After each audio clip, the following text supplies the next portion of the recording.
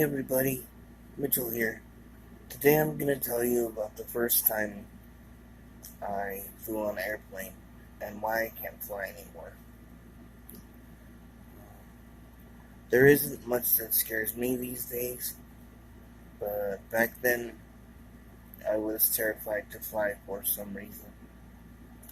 Um, but a situation came up where I felt like I didn't really have a choice for my own safety.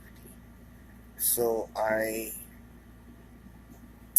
packed up one bag, took one of my cats, and left my other cat with a friend who wasn't a traveler. She didn't like traveling, didn't like being in the carrier, so I just thought that it's best to leave her with a friend.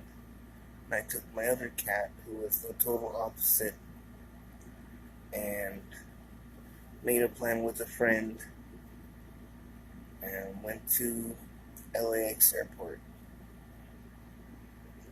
And uh, the driver almost gave away what I was doing and blew my cover. I was trying to do all this kind of low key, and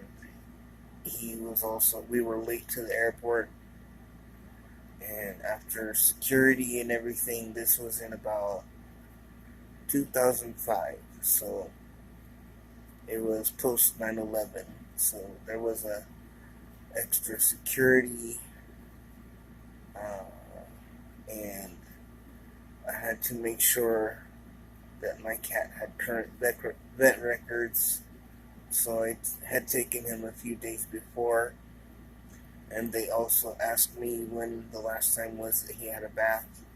So I ended up giving him a bath in the airport bathroom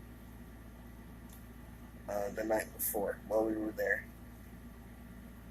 Because I ended up spending the night in the airport, and the employees were pretty much no help, and they looked at me like I had five heads because I didn't have money to stay at a motel. Um, we just ended up staying all night at the airport, which was okay, except the national side of the airport closes past a certain hour, so we had to go to the international side of the airport, which was interesting. Um, the people were nice, even though I couldn't really communicate with most of them.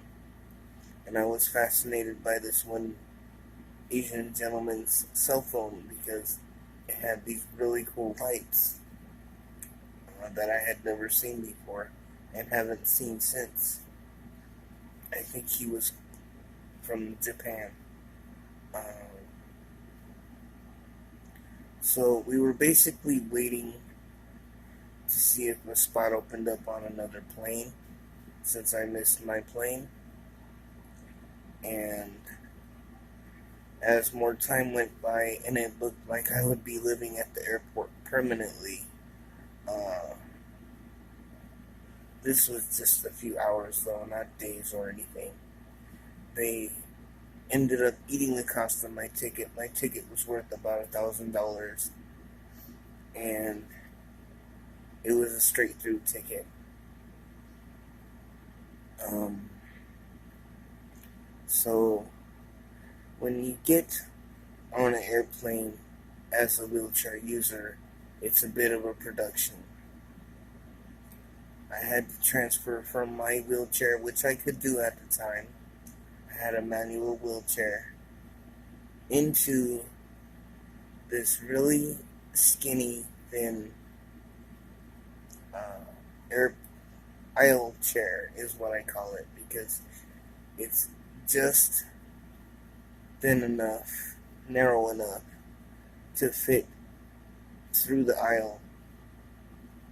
And I had these two airport employees, two young men, carrying me in this aisle chair through the aisle to my seat.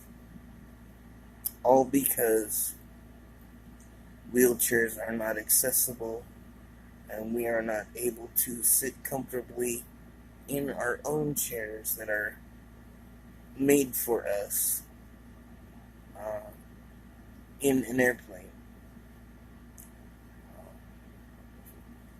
So I got to my seat, and the lady that was next to me was very kind, and she liked my cat. She thought he was really cute. Everybody, the stewardesses and everybody, fell in love with him.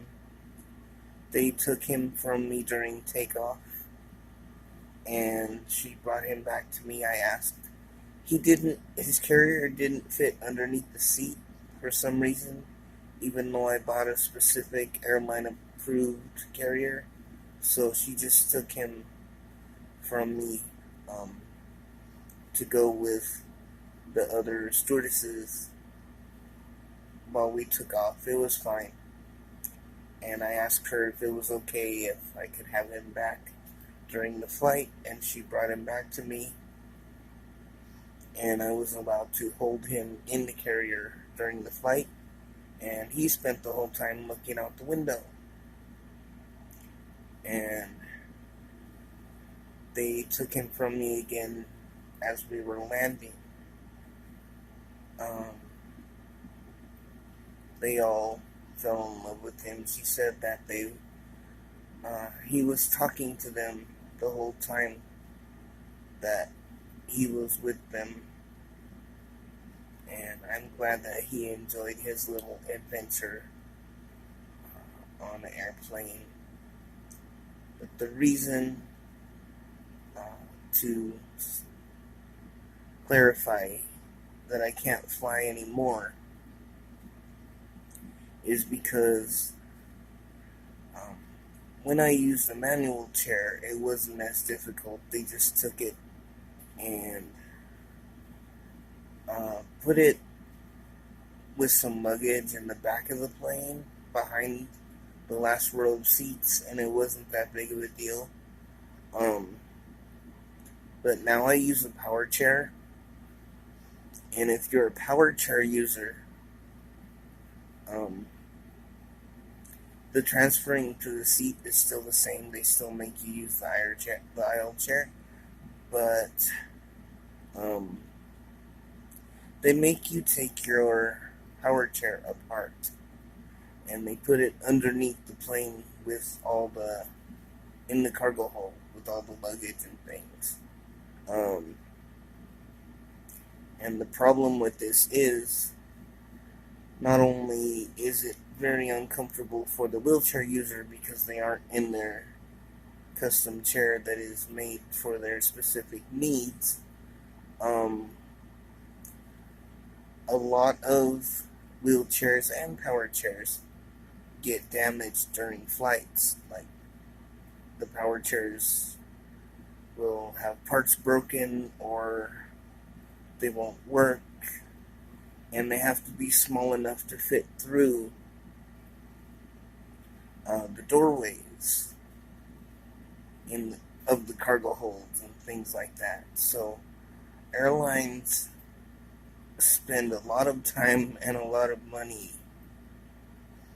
after a lot of fighting recouping wheelchair users for all the damage done to their chairs.